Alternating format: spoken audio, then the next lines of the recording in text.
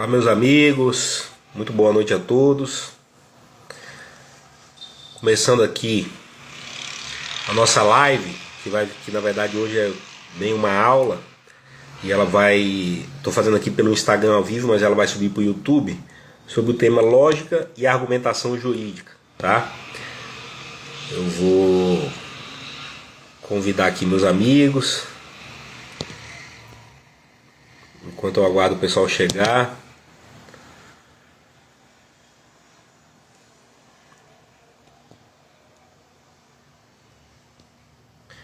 Quem for chegando aí, sejam todos bem-vindos.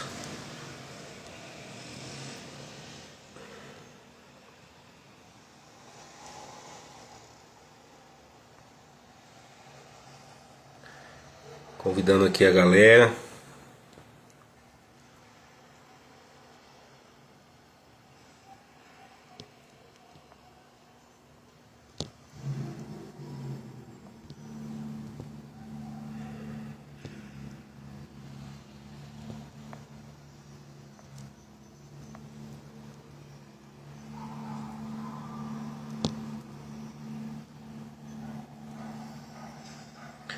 Então, para quem tá chegando aí, boa noite. Tô só convidando a turma aqui pelo meu Instagram, chamando aqui o pessoal.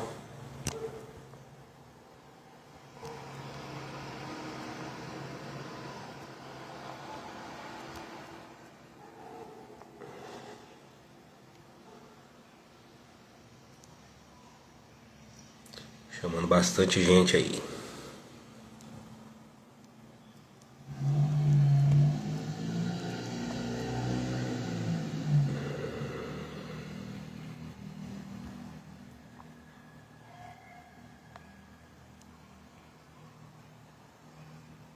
Beleza. Doutor Nelson, meu grande amigo aqui do Tatuapé, seja bem-vindo. Eu tava marcando aqui chamando o pessoal aqui pelo Instagram. Agora sim, o pessoal tá chegando. Meu compadre, doutor Silmar. Aqui, doutor Silmar, vamos fazer a nossa live hoje patrocinada pela Dona Flor, Puro Mata Fina.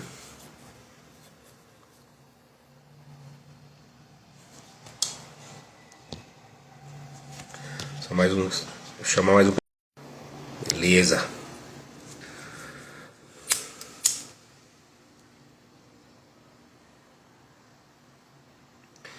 Doutor Eric, doutor Slay, doutor Bruno, sejam todos bem-vindos aí.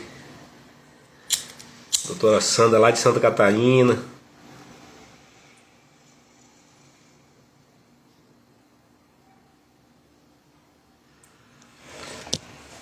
Fumando nosso charutinho aqui enquanto a gente começa o nosso trabalho hoje. Boa noite, doutor Bruno, meu irmão, seja bem-vindo sempre. Para quem gosta de charuto, começando a live de hoje, quem vai amaciar o verbo nessa live é o Dona Flor. Lembrando que o charuto você não pode queimar ele demais. Você vai encostando a chama de levinha aqui, ó. Doutor Eric é fumador de charuto também.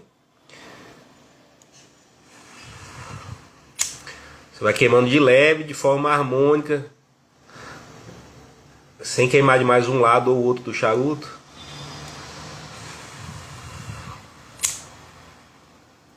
De forma uniforme, para começar a experiência. Agora sim.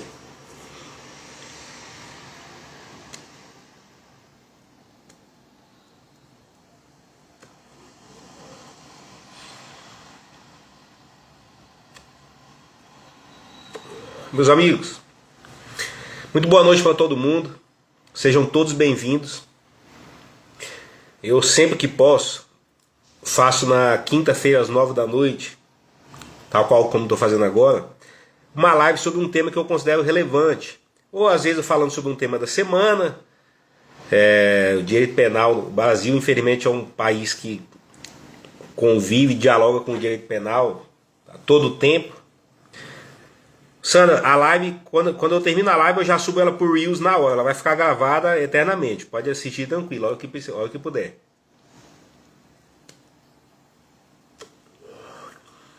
Então sempre tem tema da atualidade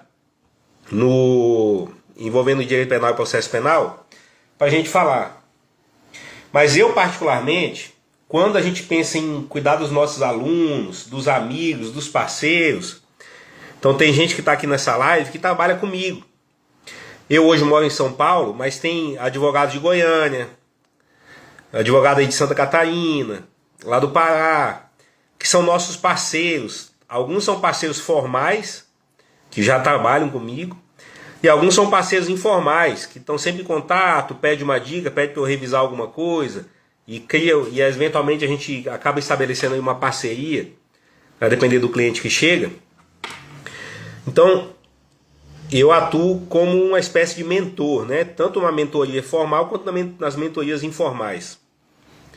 E aí eu gosto também de sair, e aí é o convite que eu faço hoje para quem está me seguindo aí, de sair do oba-oba dos temas da semana.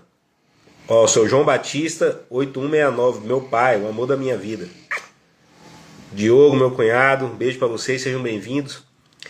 Então eu gosto de sair dos temas da semana, daqueles temas de fofoca, de oba-oba, e às vezes entrar em temas que a gente chama de temas perenes, aqueles assuntos que não envelhecem, aqueles assuntos que são muito mais importantes do que os temas da semana, do que as atualidades, do que as novidades, e que vão servir para que você tenha sucesso aí na sua vida profissional. Doutora Sandra mesmo é uma parceira nossa, lá de Santa Catarina. Seja muito bem-vindo, doutor.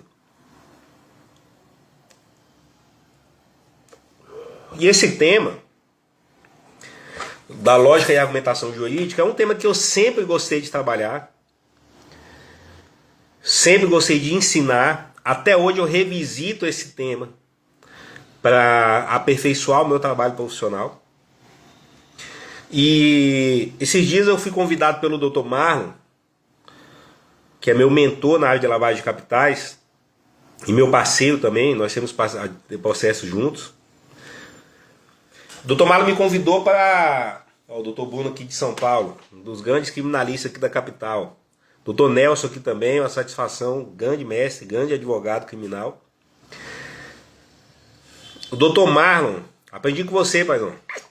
O Dr. Marlon me convidou, ele tem uma pós-graduação junto com o Dr. Fabiano Lopes. O Dr. Marlon é um dos grandes nomes do Brasil da lavagem de dinheiro. O Fabiano Lopes é o maior advogado do Brasil na área de tráfico. E aí eles me convidaram para fazer uma participação na aula inaugural da pós-graduação deles.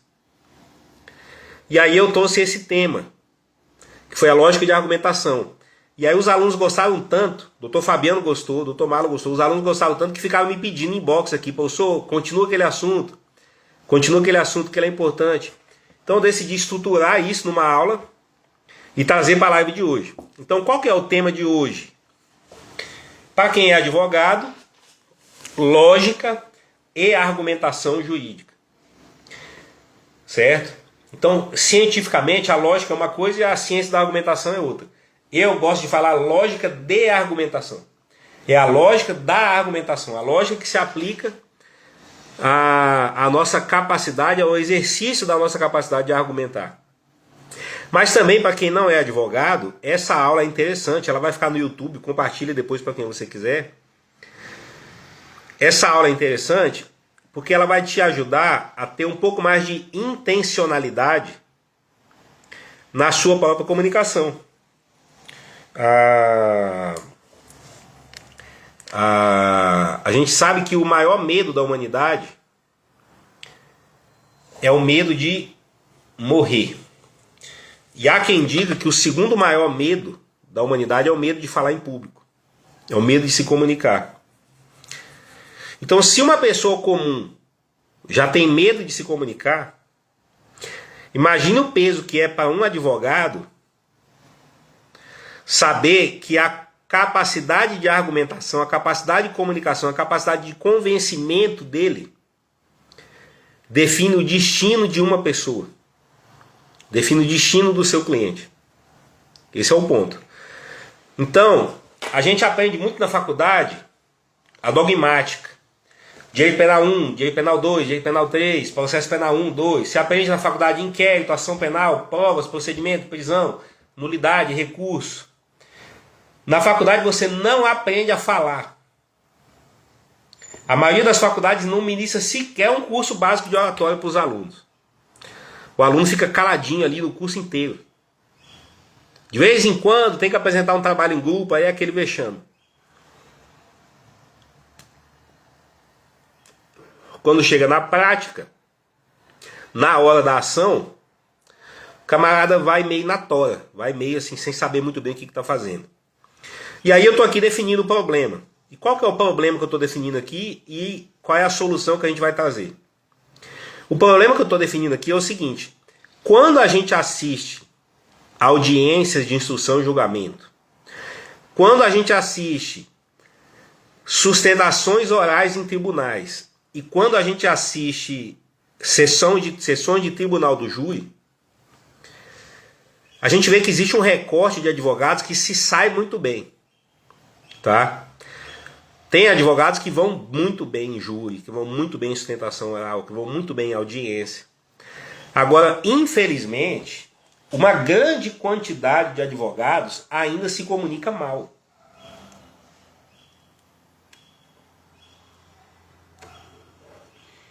E quando eu falo que tem muito advogado que se comunica mal, que argumenta mal, eu não estou falando de um lugar de soberba, tipo assim, eu sou o gostosão, isso aí é coisa do Pablo Marçal. Eu sou o gostosão, se você quiser aprender a falar, você vai falar comigo. Não, não é isso que eu estou dizendo. Estou te falando que ainda existem muitos advogados que têm dificuldade de raciocinar, que têm dificuldade de argumentar, que têm dificuldade de construir um raciocínio. Não, meu amigo, isso aqui é um nacional, um Dona Flor, um baiano, puro mata fina. Um dos nacionais que eu mais gosto de fumar. Então tem advogados que falam mal. E aí, da onde que eu tiro, doutor Eric, da onde que eu estou tirando que tem muitos advogados que se comunicam mal? Não é comparando comigo. Eu sou tão bom que comparado comigo a maioria dos advogados é ruim. Não é isso. Eu estou falando que quando a gente vê os advogados, via de regra, fazendo sustentação oral, fazendo audiência, ou mesmo lendo petições, a gente tem que fazer muita força, a gente tem que prestar muita atenção, tem que gastar glicose do cérebro. Às vezes eu tenho que ler 1, 2 ou 3 vezes aquele papel até eu entender o que exatamente o advogado está querendo dizer. Isso é uma comunicação ruim para os dias de hoje. Tá? Isso é uma comunicação ruim para os dias de hoje. Quando a gente fala em se comunicar, e aí vem uma contextualização agora cronológica, tá? Temporal. Quando eu falo em ter uma boa comunicação, eu tenho que ter em mente quem é o meu auditório, quem é o meu interlocutor, quem é que vai ser o destinatário da minha mensagem. E a gente tem um outro problema hoje. Qual é o problema hoje? Celular, smartphone, televisão e mídia social, essas novas tecnologias capturaram a mente humana de uma forma tão brutal que a capacidade do ser humano de ter atenção está prejudicada. Então, um brasileiro médio de 20 anos atrás, ele tinha uma capacidade de prestar atenção, de sustentar a atenção dele muito maior do que hoje, do que um brasileiro de hoje. E isso inclui eu também. O nosso cérebro já está prejudicado, porque é tanta informação rápida, é tanta mensagem rápida, é tanto vídeo rápido, é tanta coisa que você vai passando. Com a dona Mia, o amor da minha vida aqui, dona Mia Bilha, minha mamãe. Então, você que quer ser um bom advogado, você que quer ser um bom comunicador, entenda isso. A atenção das pessoas ficou prejudicada. Quando você vai se comunicar, você precisa simplificar ao máximo a sua mensagem e o teor da mensagem ele tem que ser passado no primeiro minuto. É isso, no primeiro minuto.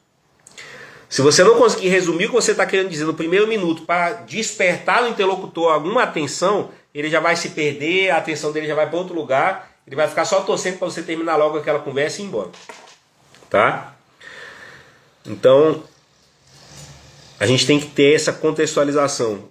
A gente vive na era da economia da atenção.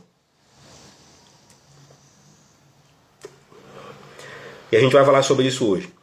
Então o problema que eu estou destacando aqui é, no meio dos advogados, a gente tem muita gente que ainda se comunica mal, que ainda argumenta mal, que ainda raciocina mal, que desenvolve mal seus argumentos. Ainda mais numa época em que se presta pouca atenção nas coisas. Hoje em dia o camarada está ali assistindo, o juiz, o desembargador, o ministro está ali assistindo a audiência, mas ao mesmo tempo ele já está olhando no celular, já está olhando para um lado, olhando para o outro, já está com o notebook dele aberto ali na frente, e já está no chat ali da rede interna deles, enfim. Então esse é o problema. E aí o que eu venho trazer hoje é um pouco de... são alguns conceitos sobre lógica de argumentação jurídica, nada muito acadêmico, muito professoral, questões mais práticas.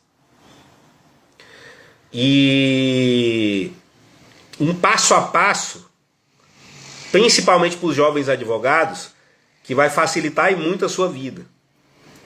O Dr. Eric falando, um advogado que fez uma sustentação oral por inteligência artificial. Aí é o tipo de... Opa, ela caiu aqui. Aí, doutor Eric, já é o tipo de abordagem pior possível. A recepção dos desembargadores foi péssima. O desembargador até cortou o cara. Eu vi isso aí. Então deve estar delimitado o problema. Vamos começar a falar sobre alguns conceitos interessantes. Primeira coisa, você jovem advogado, você já se perguntou qual é a natureza jurídica do processo penal? Há quem diga que o processo penal ele é um procedimento incontraditório. O processo penal seria ali uma série de atos processuais que se realizam mediante contraditório, tudo aquilo que uma parte vai fazer, a outra parte vai poder impugnar, ter conhecimento e vice-versa, que desemboca até o momento da sentença. Há quem diga que o processo, a natureza dele é de uma relação jurídica, né? O processo envolve uma relação entre as partes, entre si, entre as partes do juiz, e se desenrolaria muito bem, de uma forma muito harmônica e estruturada até a sentença. Eu sigo a doutrina, eu sigo a teoria mais realista e pé no chão sobre o processo penal. Que fala o quê? O processo penal é uma guerra, é literalmente o direito na ponta, literalmente não, né? Metaforicamente é o direito na ponta da espada. O processo penal é uma guerra, e nessa guerra vence quem convence o juiz da sua tese, ainda que não tenha razão, tá? Ainda que não tenha razão. Então, aquele sujeito que alguém faz uma notícia de crime contra ele, vulgarmente chamada de denúncia, né? Alguém me denunciou na delegacia. Aquele sujeito que fala assim, não, eu não cometi esse crime, eu não estou preocupado com isso, não preciso nem pagar advogado. Quem não deve, não teme. Esse sujeito não está instalado na realidade. Não está. Quem no Brasil que ainda acredita que quem não deve, não teme, está mais perdido do que segue em tiroteio. Porque no processo penal, se o promotor, se a acusação constrói um argumento e ele convence o juiz de que você é culpado, se ele convencer o juiz te condena, ainda que você seja inocente. Se o seu advogado for tão competente a ponto de convencer o juiz de que você é inocente, você vai ser absolvido, ainda que você seja efetivamente culpado. Tá? Então o processo penal é uma guerra. É uma guerra desleal. Certo? É uma guerra desleal. E vai vencer quem tem capacidade de argumentação. Então a capacidade de argumentar, a capacidade de construir um raciocínio, a capacidade de convencer, tecnicamente falando, a capacidade de conseguir a captura psíquica do juiz, ou seja, o juiz comprou a minha tese. Convencer significa vencer com, vencer junto. Eu e o outro com a mesma tese, certo? Eu e ele com a mesma tese. A minha tese transborda para o outro e o outro se convence. Bruna, que você está em casa, você pode fazer o que você quiser.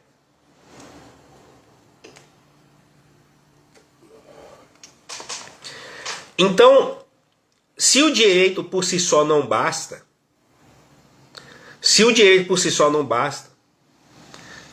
a lei, a jurisprudência, a doutrina por si só não basta, se o que a pedra de toque, se o que vai definir o resultado do seu processo, se você vai para a cadeia ou não, é a capacidade de argumentação do advogado, o advogado precisa, de forma consciente, desenvolver essa soft skill, que é a capacidade de convencimento. E a primeira coisa a fazer é o seguinte: sair do automático, sair do piloto automático e passar a fazer as coisas com intencionalidade. Porque olha que interessante, tem gente que passa a vida inteira e nunca se perguntou. E aí é um exercício que eu faço para cada uma das pessoas que está me assistindo agora. Se faça a seguinte pergunta: de 1 a 10, que nota eu dou para a minha capacidade de argumentação? Eu falo bem? Eu consigo comunicar a minha mensagem com clareza? Qual é a minha habilidade nisso? Porque a gente aprende a falar no automático, vendo os outros falando, e vai desenrolando, meio que no piloto automático, e a nossa capacidade de argumentação acaba sendo assim: eu dou o que eu tenho. Eu dou o que eu tenho. Só que isso é uma habilidade que pode ser aperfeiçoada. Tão logo você toma consciência, você sai do piloto automático e se torna autoconsciente, aí vem a metacognição, né? Metacognição é a capacidade de estar consciente sobre o que está acontecendo comigo. A capacidade de estar consciente sobre meus próprios pensamentos. Aí eu começo a ter autocrítica e começo a ver, aqui eu posso melhorar. Aqui eu não estou indo muito bem, aqui eu não estou indo muito bem. Certo? Eu, por exemplo, comecei a dar aula com 24 anos. E eu não vou me citar como um grande exemplo de comunicador, eu não vou ter essa soberba. Eu me esforço. Fui professor a vida toda, sou advogado a vida toda. Mas tem gente que é muito melhor do que eu.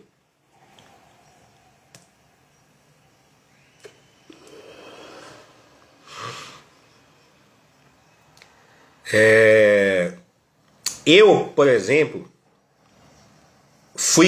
tive um... a Bruna tá puxando meu saco aqui. Obrigado, Bruna.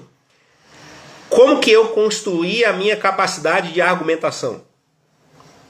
Esse camarada aqui, seu João Batista, 8169, meu pai. Eu sou filho de um camarada, meu pai, que fala muito bem, porque foi político a vida toda. Meu pai exercitou o verbo muito bem. Foi político, foi homem público, foi servidor público. Meu pai sempre trabalhou com pessoas. E eu me lembro que a minha infância foi muito rica. Porque ao mesmo tempo em que eu ia para a fazenda com meu pai, e eu via o meu pai conversar com peão, meu pai conversava com peão, vaqueiro, pistoleiro, caçador de onça, benzedor, todo tipo de gente assim, chuca, de pouca instrução. Então às vezes eu passava o dia com meu pai na fazenda, vendo meu pai tá com peão, com trabalhador braçal. E aí naquele mesmo dia a gente ia para casa, tomava banho e ia à noite para um comício. E aí ali no comício, no mesmo dia, eu ali com 8, 9, 10 anos de idade, eu subia no palanque com meu pai, ficava quietinho lá no palanque, e eu via meu pai discursar numa campanha política. Do lado do meu pai vinha Jader Barbalho, Pacifal Pontes, Cláudio Furman, Navegantes, esse pessoal que quem é lá do Pará, em especial lá de Tucuruí, conhece muito bem. Então eu cresci, eu aprendi a falar observando meu pai falar. E observando todas essas pessoas falando. Então, de alguma forma, aquilo já me ajudou. O Marquinhos, meu primo Marcos aqui. Marquinhos, eu tô falando aqui pro pessoal da minha infância, aonde que eu aprendi a conversar. Vendo meu pai falar, vendo meu pai tratar com todo tipo de gente, da mais alta instrução até a mais baixa.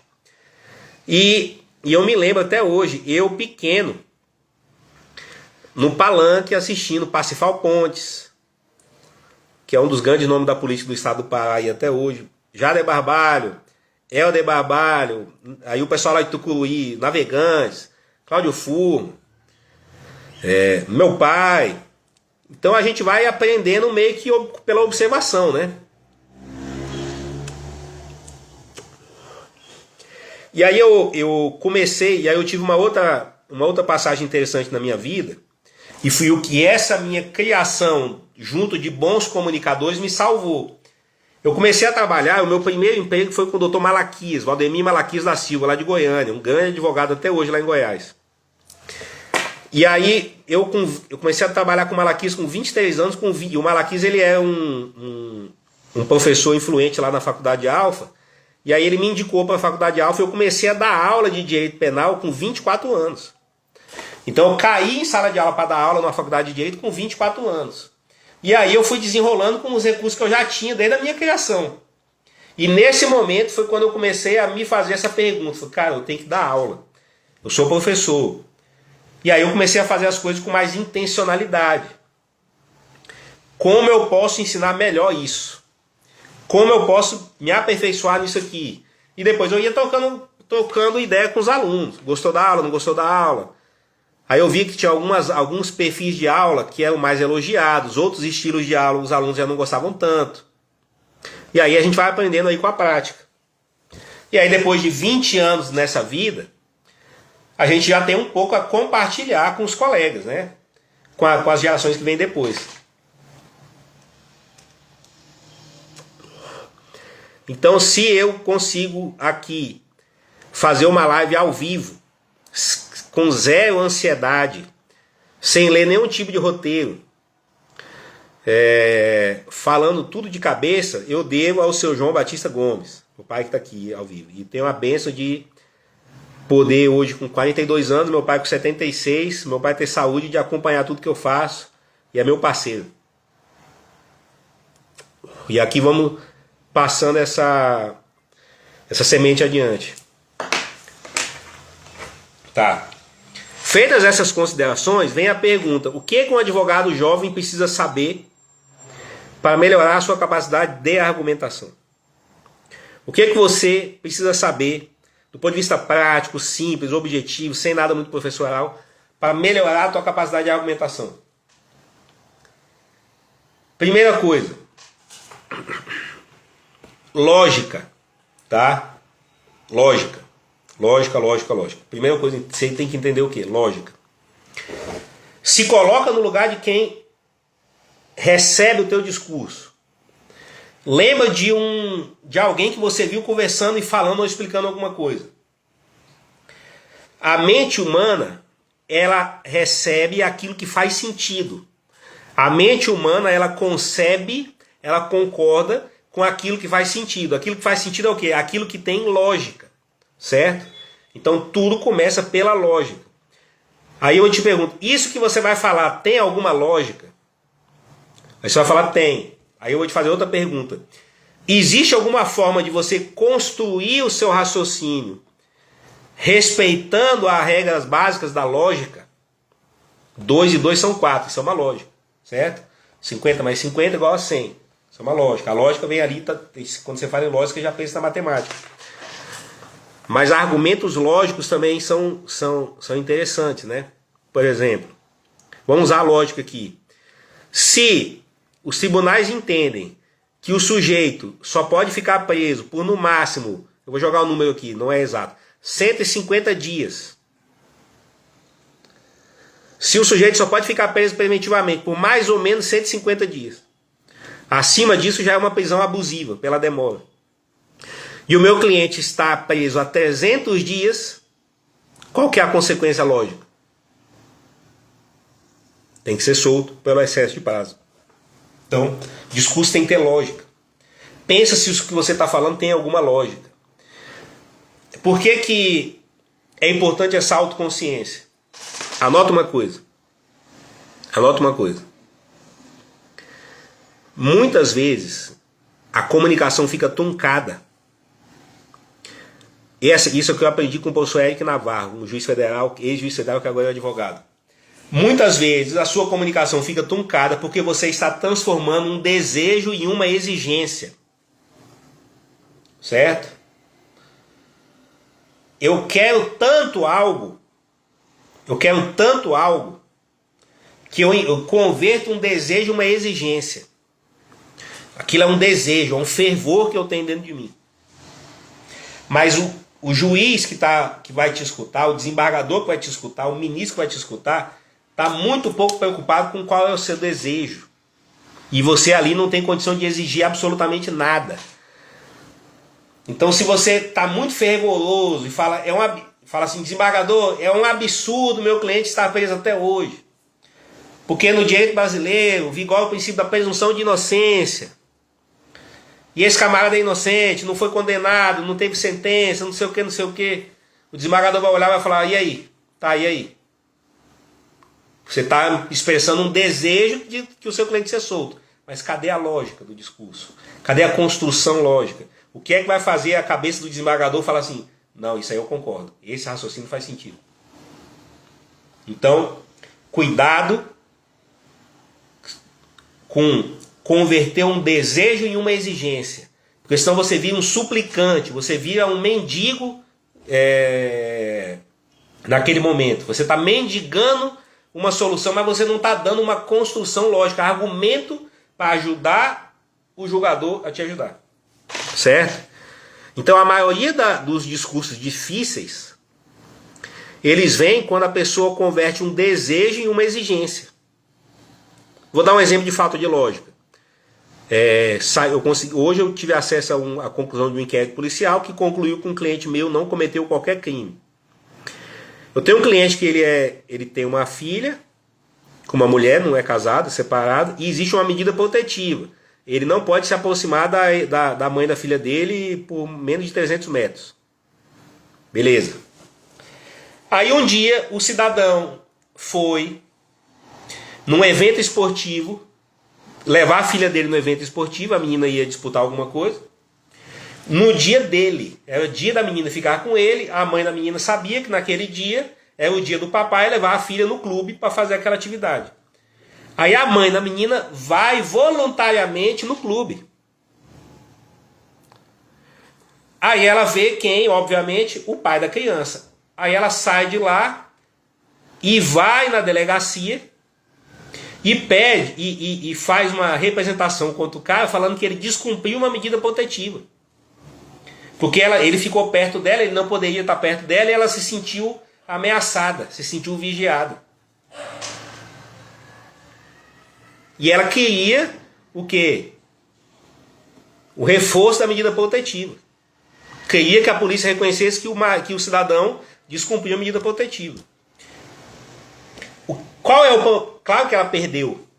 Por quê? Porque o que ela apresentou não tinha qualquer lógica. Ela tinha um desejo e ela converteu o desejo numa exigência, mas sem lógica alguma.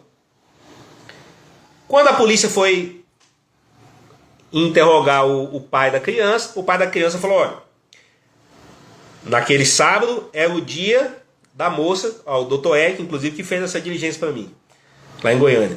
O pai da menina fala, vamos seguir a lógica? Naquele sábado era um dia que a criança estava comigo. É o meu dia de ficar com a minha filha. E nós juntos estávamos, e eu levei a minha filha no evento esportivo.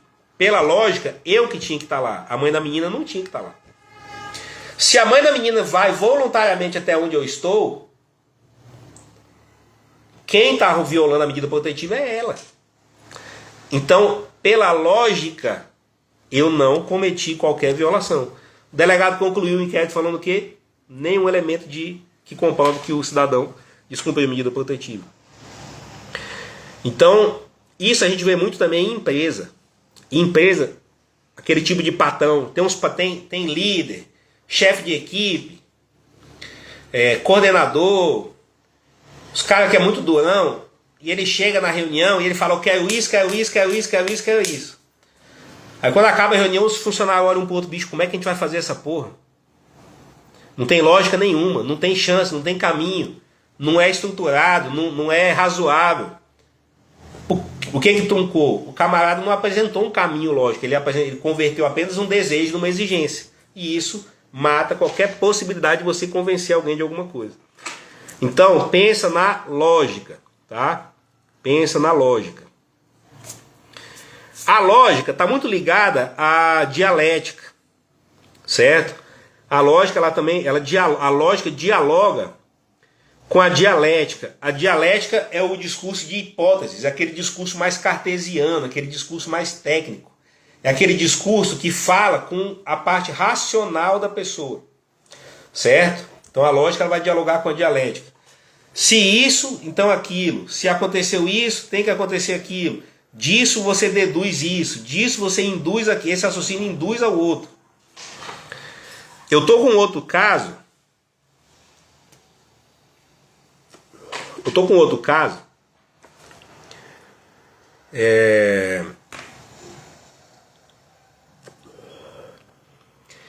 Eu fui acionado por uma empresa.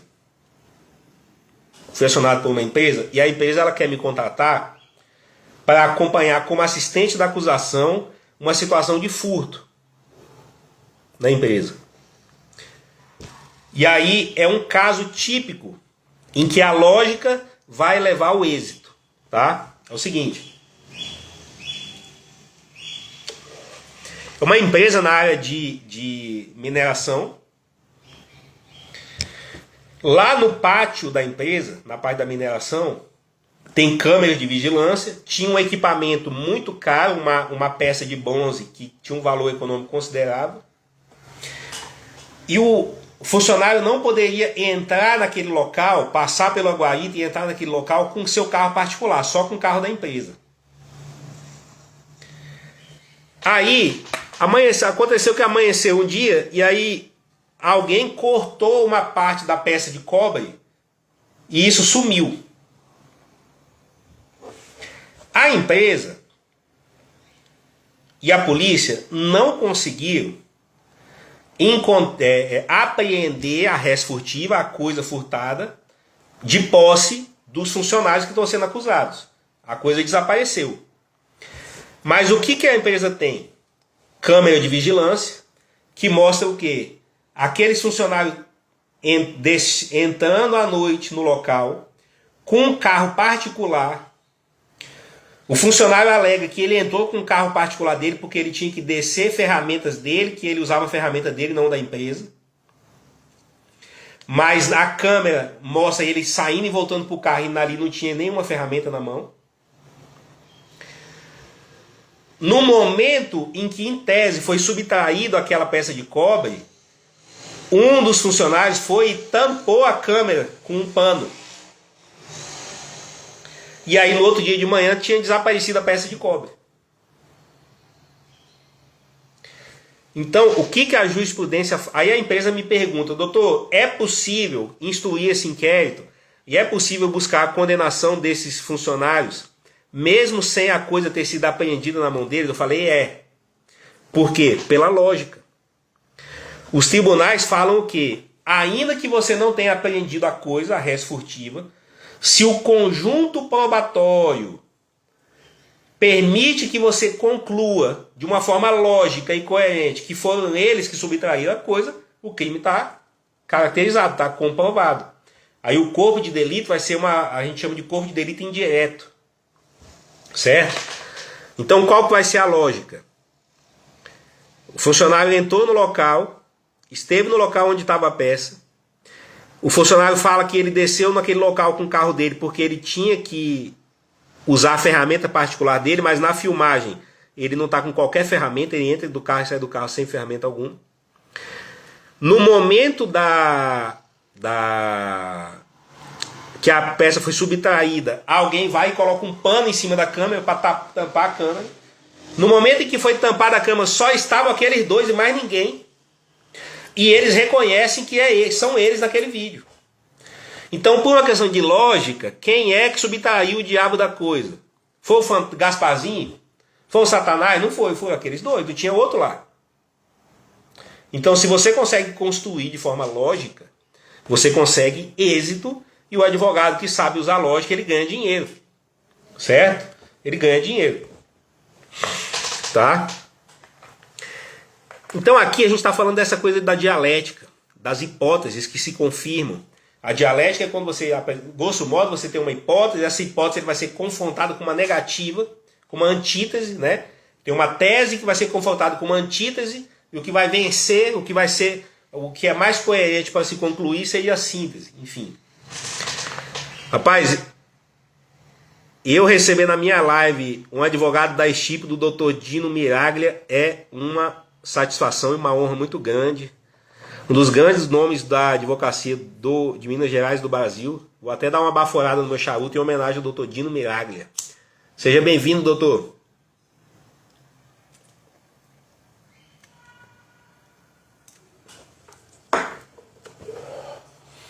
Aproveitando aqui a presença do Dr. Dino Miraglia, que é um grande advogado de tribunal do júri, eu te apresento agora uma segunda camada da lógica da argumentação jurídica. Não só da argumentação jurídica, mas da argumentação como um todo. Qual que seria uma segunda camada? Até aqui, a gente está falando de lógica no discurso, de coerência no discurso. Aquele discurso que passa pelo crivo do interlocutor, do ouvinte mais criterioso. Mas você lembra agora que isso vale muito para o tribunal do júri, absolutamente forte para o tribunal do júri, mas também para qualquer outra situação em que você lide com seres humanos. O ser humano ele tem uma dimensão racional e ele tem uma dimensão emocional. Certo?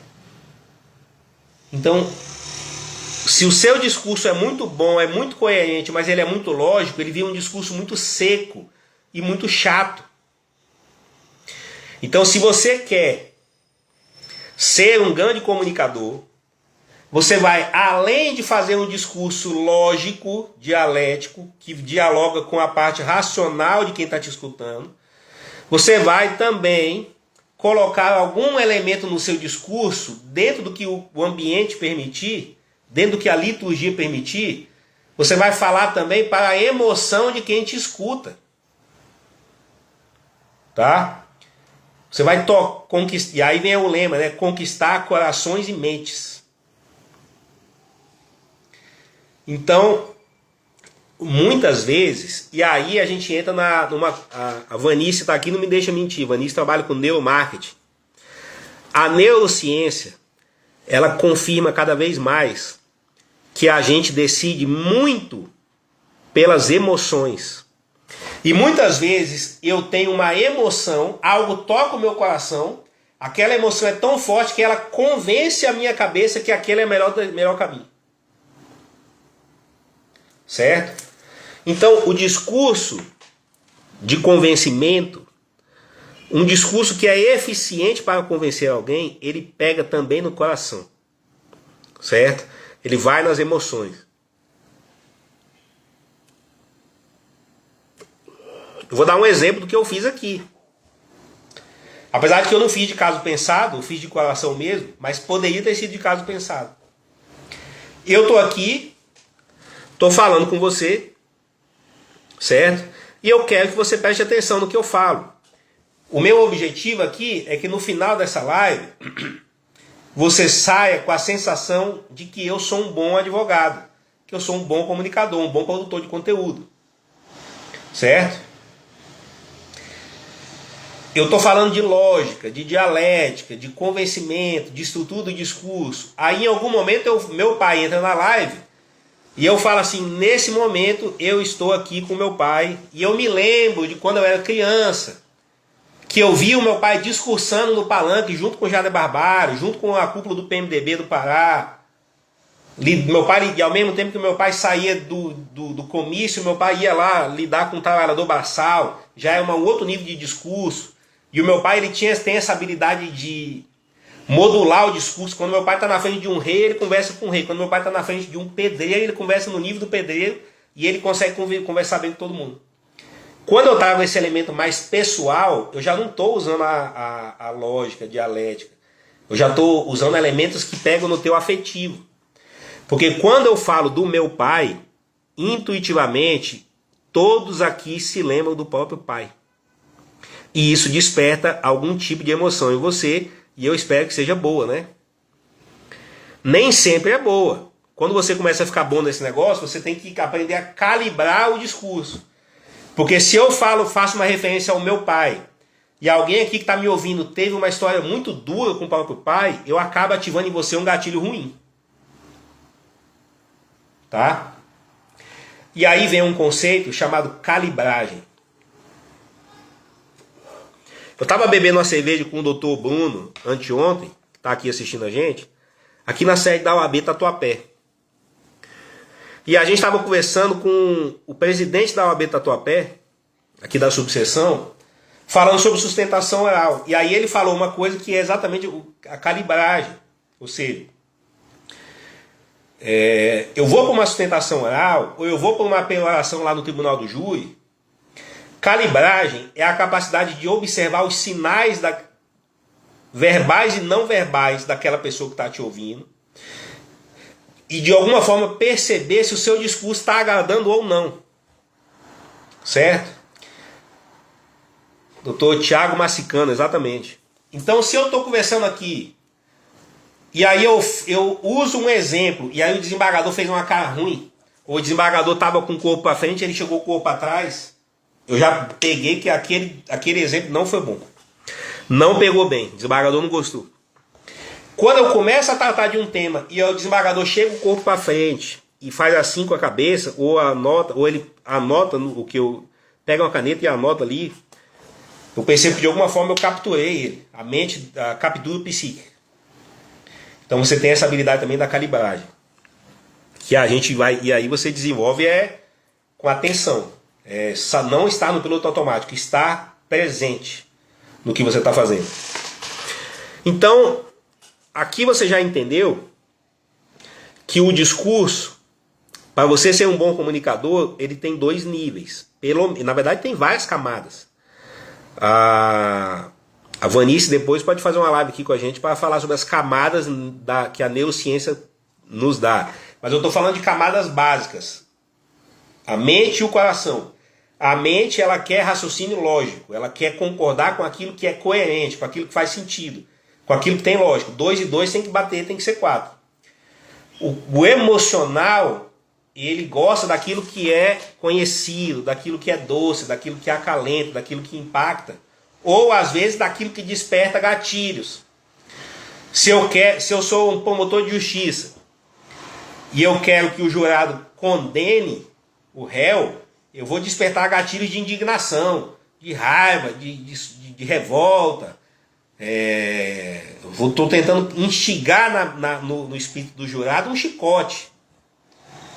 E o advogado não. O advogado vai falar sobre a coerência, sobre a compaixão, sobre a lucidez, sobre a parcimônia no ato de julgar. O advogado no júri, ele vai explicar para o jurado o peso que vai ser para ele deitar na cama e dormir, tendo condenado alguém que ele não tem certeza absoluta se cometeu o crime ou não. Vai carregar para o resto da vida aquela culpa de ter condenado o inocente. Aí o jurado vai falar, opa, peraí. Vamos com calma. Então, aí a gente está falando do campo da retórica. A retórica, e aí eu estou falando assim, grosso modo, só para você entender, a retórica é o âmbito do discurso que busca convencer pelo encantamento, não necessariamente pela lógica. Tá? Aí a retórica, ela dialoga mais com a poesia do que com a matemática.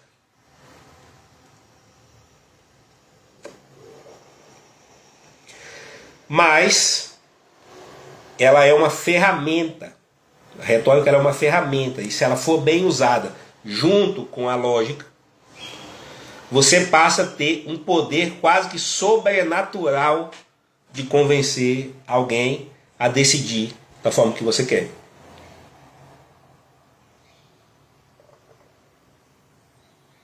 Certo?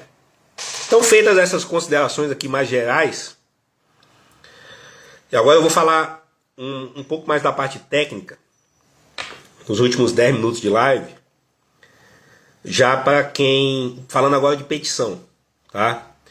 Eu encerro essa parte mais do discurso verbal, enfim, do convencimento. Andamos um pouco ali na filosofia e agora vamos falar um pouco mais de petição. Um dos trabalhos que eu faço muito, e eu gosto de fazer, é corrigir petição dos meus parceiros. Então eu adoro ficar à disposição dos colegas, dos advogados que estão começando agora. Professor, vou protocolar um recurso hoje, você pode dar uma lida para mim? Posso. Porque ali eu vou exercer, eu vou construindo as parcerias e isso gera dinheiro para a gente. Amanhã esse aluno ele pega um cliente que ele não dá conta de defender sozinho, ele traz para mim, a gente divide o honorário e trabalha junto. E também exercita a minha capacidade de leitor, né? de esse olhar técnico, esse olhar aguçado.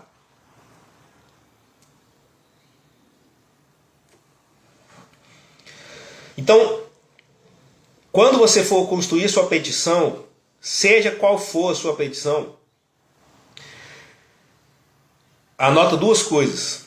E esses dois conceitos vêm lá de Descartes. Tá? Simplificação e ordenação. Se você não precisa ser advogado também não, se você é um servidor público, se você trabalha numa empresa privada, se você redige textos, se você redige documentos que outras pessoas vão ter que ler e a qualidade do teu trabalho está ligado àquilo, você tem que ter essas duas palavras sempre em mente. Simplificação e ordenação. Tem uma frase que eu não tenho certeza se é do Einstein, mas ela é muitas vezes citada como se fosse atribuída a ele. Que fala assim, ó: a gente deve fazer as coisas da forma mais simples possível, não mais simples do que isso. Simples sem ser simplório, tá? Então pensa, o tempo das pessoas é cada vez mais escasso. A atenção das pessoas ela é coisa de minuto, ela é coisa de segundos. Ninguém mais tem sequer a habilidade, a energia mental de sustentar a atenção por muito tempo na mesma coisa. Então o que você vai fazer? Redige o texto, a sua petição, seja lá o que for, o seu recurso. Depois que você redigiu, fez a estrutura toda, eu gosto de fazer assim, ó. Como é que eu faço? Como é que eu funciona para mim? Eu escrevo muito primeiro. Eu escrevo tudo que eu entendo que tem que ter naquele texto, naquela petição, naquele recurso. Praticamente vomito os argumentos do jeito que vem. Completão. Depois que eu coloquei tudo no papel, aí eu vou fazer duas coisas. Primeiro, simplificar. O que pode ser retirado? O que está redundante? O que não precisa? Para que eu vou citar jurisprudência aqui, se o juiz já entende? Tira aquela jurisprudência. Precisa desse parágrafo? Não precisa. Parágrafo de 5 linhas, dá para reescrever ele em 2 linhas? Dá, reescreve em 2. Simplifico. Depois de simplificado, aí eu vou ordenar, vou colocar ordem. Certo? Colocar ordem. Vamos ver qual é a sequência, naquela apresentação daqueles argumentos, qual é a sequência que vai fazer com que fique mais fácil o juiz, desembargador ou ministro ler e entender o que eu quero. Certo? Então, simplificação e ordenação. Tá? Uma coisa que funciona muito, e se eu vou conversar com o juiz, por exemplo, os caras vão falar que eles adoram quando chega essa petição assim. É aquela petição que no primeiro parágrafo, o cara que lê já entendeu o que você quer.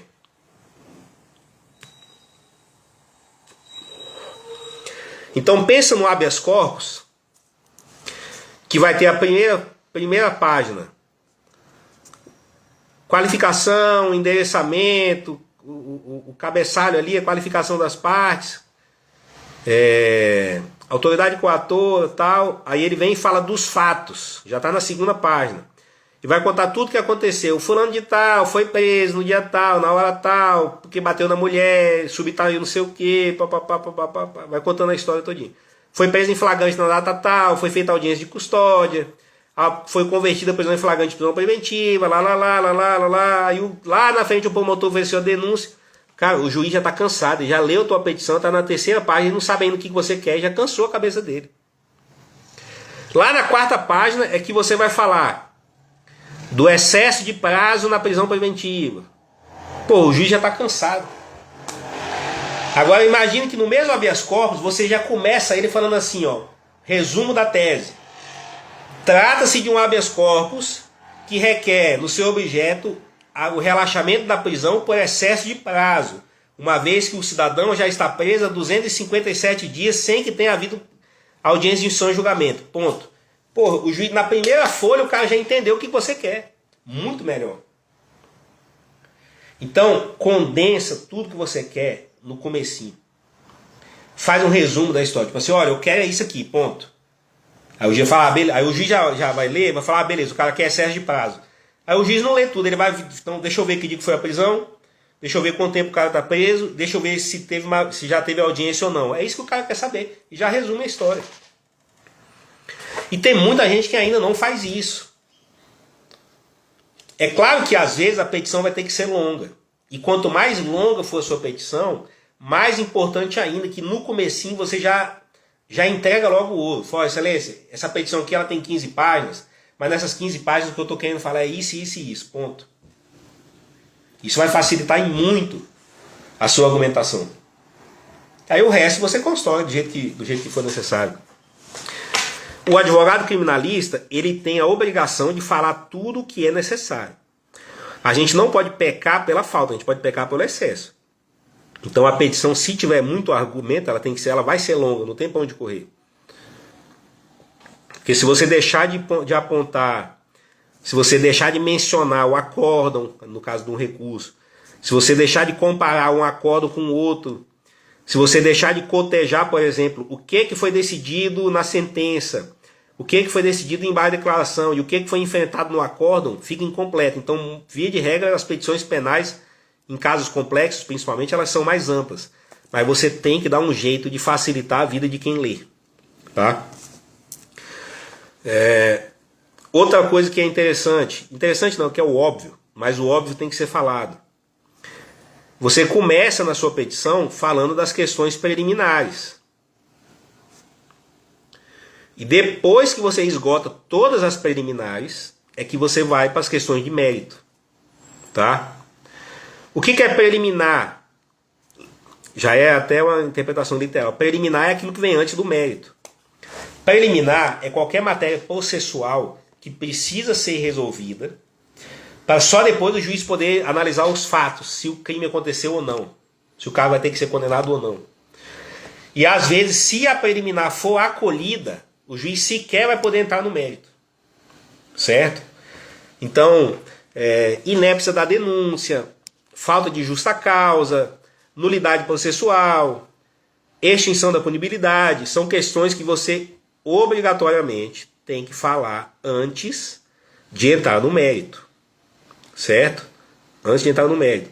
Se você fala primeiro do mérito e depois lá no final vai falar de preliminar, isso configura um erro até grosseiro. Não é que o juiz vai indeferir sua petição por causa disso. O juiz tem que analisar de toda forma. Mas, do ponto de vista lógico, não faz sentido nenhum eu deixar a preliminar para o final. Primeiro a preliminar, depois questões de mérito. E aí, o colega vai estudar o que são as preliminares, a natureza das preliminares, como é que eu vou requerer a preliminar, qual que é a consequência lógica da preliminar.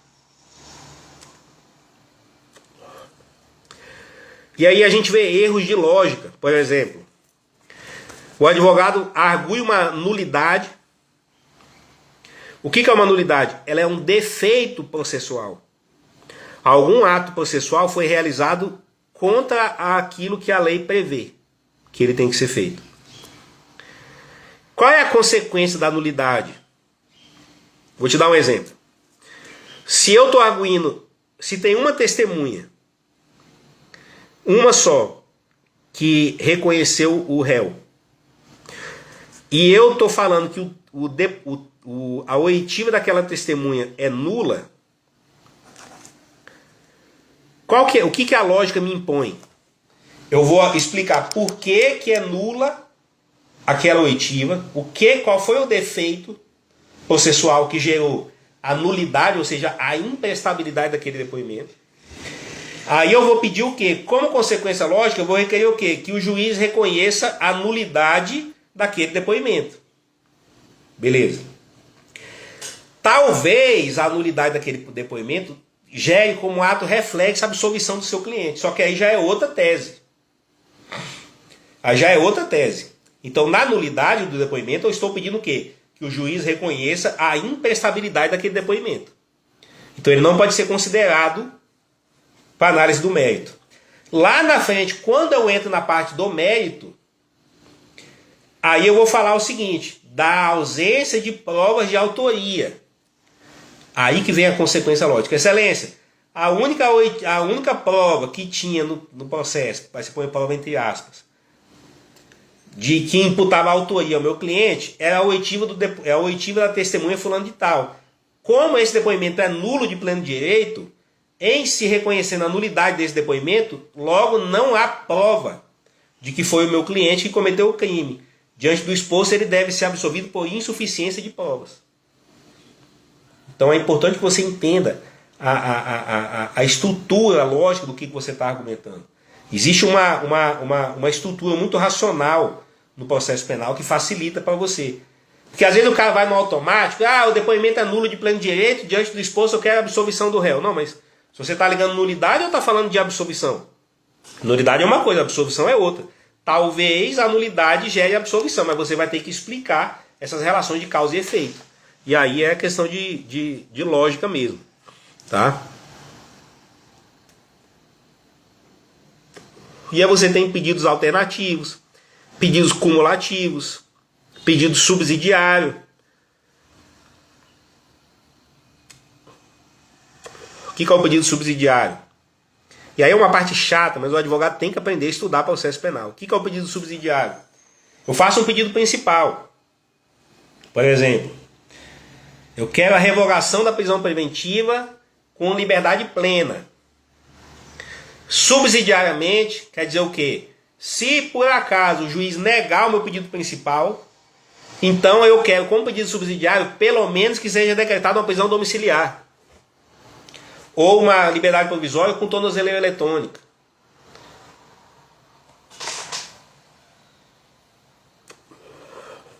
Doutor Bruno está perguntando, João, hoje em dia com a inteligência artificial valeria a pena fazer uma especialização? Vale.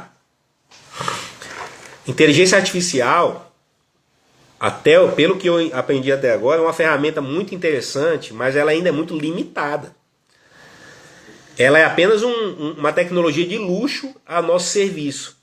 Mas quem alimenta a inteligência artificial, quem vai dar o prompt, quem vai dar os comandos e quem vai, no final das contas, revisar o que a inteligência artificial fez é o próprio advogado. Então, vale a pena, sim, fazer especialização. Mas você está perguntando em fazer especialização em direito ou especialização em inteligência artificial?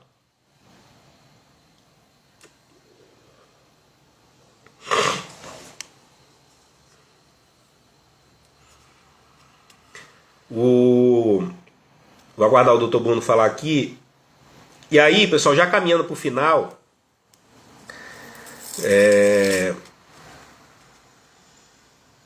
o direito ele é tão complexo, as relações jurídicas e o papel do ser humano como eixo central do processo penal é tão interessante que tem um exemplo que eu ouvi do professor Edilson Mugenor Bonfim, eu nunca vou me esquecer. Tudo isso aqui, ó. Vou dar um exemplo aqui.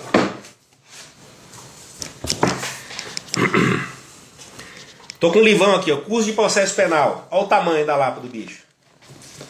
Professor Sérgio Rebouças. Eu vou finalizar a live com Bruno, você perguntou se vale a pena fazer especialização. Você está perguntando se vale a pena fazer especialização em algum ramo do direito ou se especializar em IA. Quer saber exatamente o que você está perguntando. Eu tenho um livro aqui que tem 1504 páginas de processo penal. E aí, o meu cliente acha que se eu tiver estudado tudo isso aqui, eu vou ter uma capacidade de advogar para ele um pouco melhor, né? Aí eu me lembro de um exemplo do professor Edilson Mugenor Bonfim, que foi um dos grandes, foi e é um dos grandes nomes do Tribunal do Júri do Brasil e do mundo.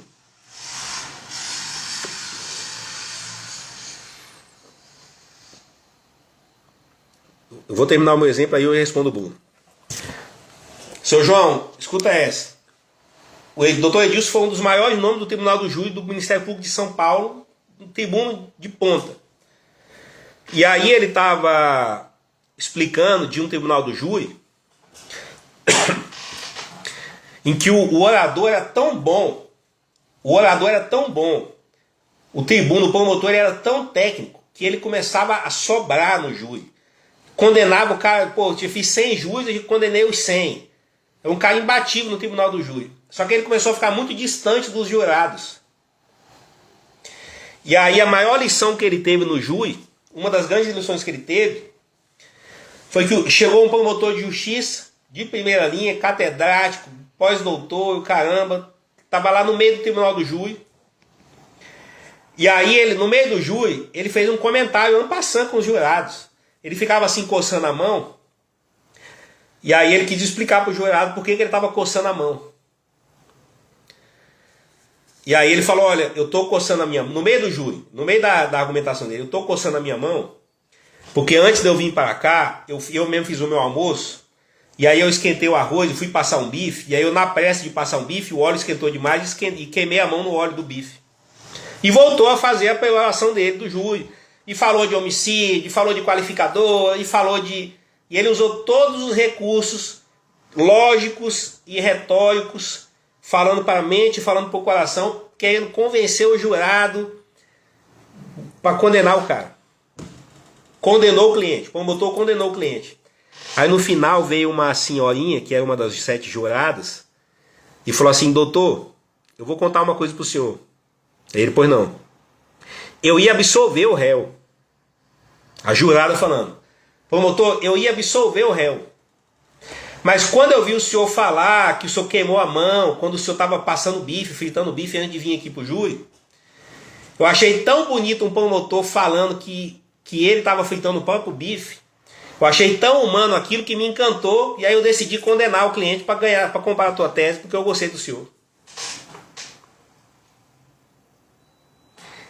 Então esse exemplo mostra que muitas vezes a vitória ou a derrota, ela não vem de um motivo óbvio.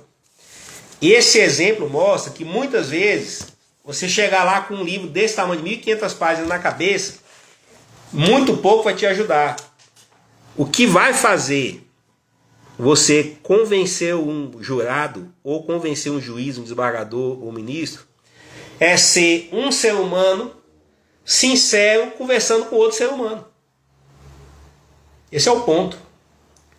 O resto é obrigação, é construção.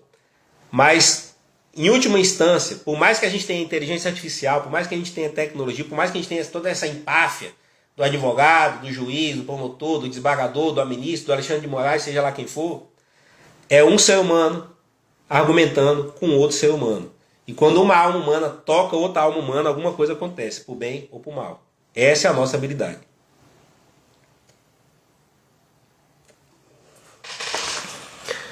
Então eu encerro aqui a minha live com esse exemplo que eu aprendi com o professor Edilson Mugenor Bonfim.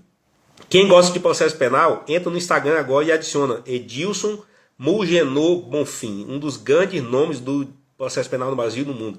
Eu tive a honra de conhecê-lo pessoalmente lá na Rede Júri, já bati papo com ele algumas vezes, um cara maravilhoso. E aí, respondendo aqui o doutor Bruno, vale a pena fazer especialização em penal e processo penal, vale muito a pena. Se for um corpo se for pela OAB, por exemplo, que vai te dar desconto, que rebate na anuidade, que vai ser algo com baixo custo, melhor ainda. Porque a pós-graduação ela vai te dar conteúdo, atualização, contato com outros colegas que estão fazendo a mesma coisa que você, então você vai enriquecer o seu repertório convivendo com outros criminalistas que estão ali estudando junto, e contato com os professores, que são os grandes nomes. Você vai estar ali tete a tete com os mestres que vão te ajudando ali a clarear as ideias. Se for com baixo custo, te ajuda muito. Se você já for um cara que domina muito penal e processo penal, aí não. Agora, se você precisa se atualizar, se você quer se aprofundar, se você quer mergulhar mais, compensa sim fazer a especialização. Beleza, pessoal? Então, estamos aqui, 9h12, 1h12 de live. Foi um prazer. Se alguém tiver alguma pergunta, se alguém quiser bater papo, comenta aqui com a gente, por favor. Foi um prazer ter vocês aqui. Ó, o nosso amigo Roberto Barbosa, presidente do Sindicato dos Produtores Rurais de Tucuruí. Um abraço para o Roberto Barbosa.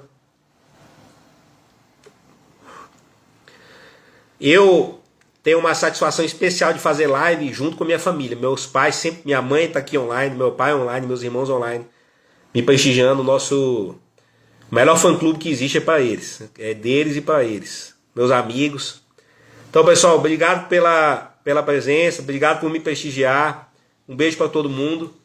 Já fica aqui o convite, ó. Semana que vem, duas coisas que eu quero falar. Semana que vem,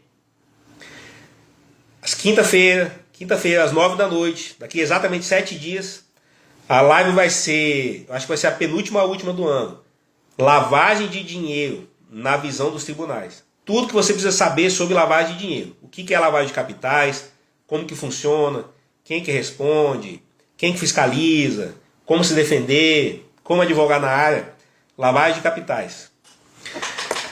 Eu vou ser entrevistado no podcast da OAB São Paulo, da subseção Tatuapé, por esse camarada aqui, ó, o Dr. Bruno. Vai na sexta-feira à tarde, vai ser bem legal. Depois a gente vai passar aí os cortes aqui no Instagram.